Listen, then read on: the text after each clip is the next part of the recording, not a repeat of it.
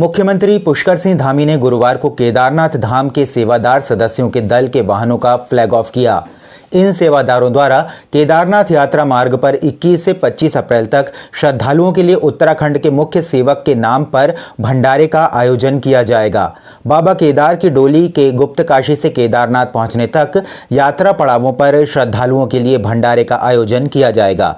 24 और 25 अप्रैल को हेलीकॉप्टर से पुष्प वर्षा भी की जाएगी। मुख्यमंत्री पुष्कर सिंह धामी ने सचिवालय स्थित राज्य आपातकालीन परिचालन केंद्र में #4धाम यात्रा के सफल संचालन हेतु राष्ट्रीय आपदा प्रबंधन प्राधिकरण द्वारा आयोजित टेबल टॉप एवं मॉक अभ्यास कार्यक्रम में प्रतिभाग किया। उन्होंने मॉक अभ्यास का वर्चुअल अवलोकन भी किया।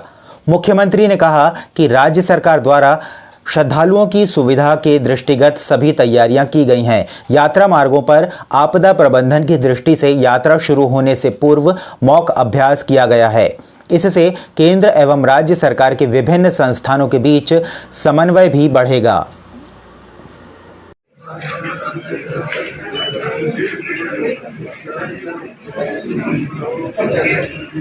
अभी आज मौसम कैसा है?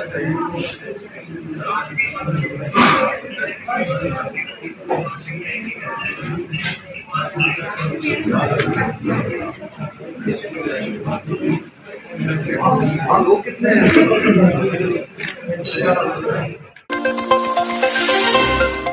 कांग्रेस प्रदेश अध्यक्ष करण माहरा ने बीजेपी के मन की बात के 100वें एपिसोड पूरे होने पर प्रतिक्रिया देते हुए कहा कि प्रधानमंत्री नरेंद्र मोदी के मन की बात में अंकिता हत्याकांड, युवाओं पर लाठीचार्ज, जोशीमठ आपदा जैसे मामलों की बात नहीं होती।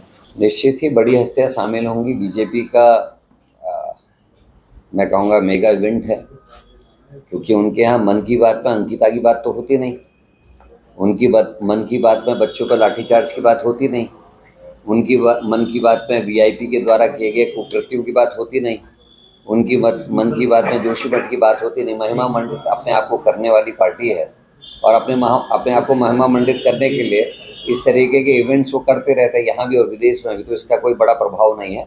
अपने मियाँ मिट्टू अपने को शाबाशी दे। वहीं भारतीय जनता पार्टी प्रधानमंत्री नरेंद्र मोदी के मन की बात के 100वें एपिसोड पूरे होने पर जगह जगह कार्यक्रम करने वाली है, जिसमें कई हस्तियां भी शामिल होंगी।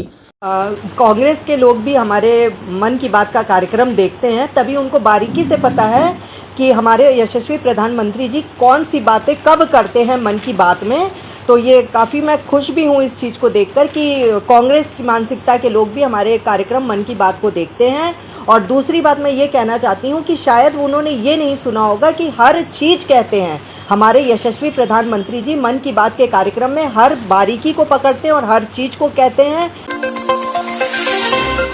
पौड़ी जिले के कलजीखाल ब्लॉक के अणेथ गांव में उस वक्त ग्रामीणों के होश फाख्ता हो गए जब बंदरों को कैद करने के लिए लगाए गए पिंजरे में एक गुलदार कैद हो गया।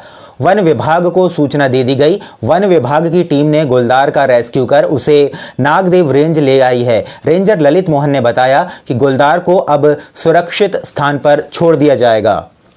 ऑटोमेटिक पिंजरे में जो है एक बाघ का बच्चा घुसा और जो है दाना खाते खाते उसमें कैद हो गया, जिसको रेस्क्यू टीम के द्वारा जो है वापस यहाँ लाया गया मॉडल क्रू स्टेशन में, और वहाँ पे डॉक्टर से उसका स्वास्थ्य परीक्षण किया गया, जो कि स्वस्थ पाया गया।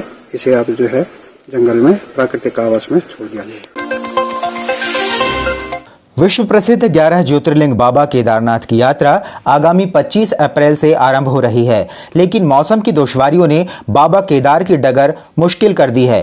केदारनाथ धाम और उसके निचले इलाकों में लगातार हो रही बर्फबारी ने यात्रा तैयारियों पर पानी फेर दिया है।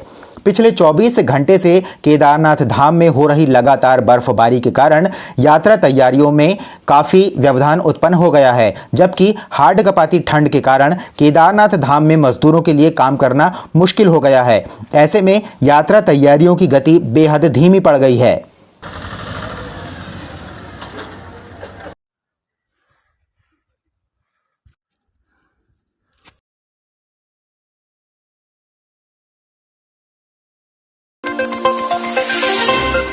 कोरोना महामारी के एक बार पुनः दस्तक देने के बाद प्रदेश में लगातार कोरोना के मरीजों का आंकड़ा बढ़ता जा रहा है और प्रतिदिन समाचार पत्रों में कोरोना से हुई मौतों का ब्यौरा बढ़ता जा रहा है। इसी के मद्देनजर स्वास्थ्य विभाग की तैयारी और व्यवस्थाओं का जायजा लेने के लिए उत्तराखंड कांग्रेस की मुख्य प्रवक्ता गरिमा मेहरा दसौनी और प्रदेश प्रवक्ता शीशपाल सिंह बिष्ट ने बृहस्पतिवार दोपहर 1 बजे देहरादून स्थित केंद्रीय औषधालय चंदन नगर का औचक निरीक्षण किया। फिर सरकारी अस्पताल से लोग बैरंग क्यों लौट रहे हैं, कभी इंजेक्शन के अभाव में, कभी दवाइयों के अभाव में, और जो मौतें हो रही हैं स्वास्थ्य व्यवस्थाओं के लचर होने की वजह से, वो भी एक चिंता का विषय है। ये जनता की गाड़ी कमाई से 108 की गाड़ियां ली गई थी, 30-35 से भी ज्यादा गाड़ियां आज धूल फांक रही हैं। सरकार जरा सा पैसा लगा के इनको दोबारा सड़कों पर उतार सकती है जनसेवा में। उसके अलावा हमने देखा कि कोई कमरा ऐसा नहीं है केंद्रीय औषधालय का जो कि दवाइयों से और इंजेक्शन से और ग्लूकोज से पटा पड़ा हुआ नहीं है। फिर आम जनता को ये सब सामान क्यों नहीं मुहैया है, उसको क्यों मेडिकल स्टोर्स के धक्के खाने पड़ते हैं, महंगी दवाइयां लेनी पड़ती हैं, ये अपने आप में बड़ा प्रश्न है।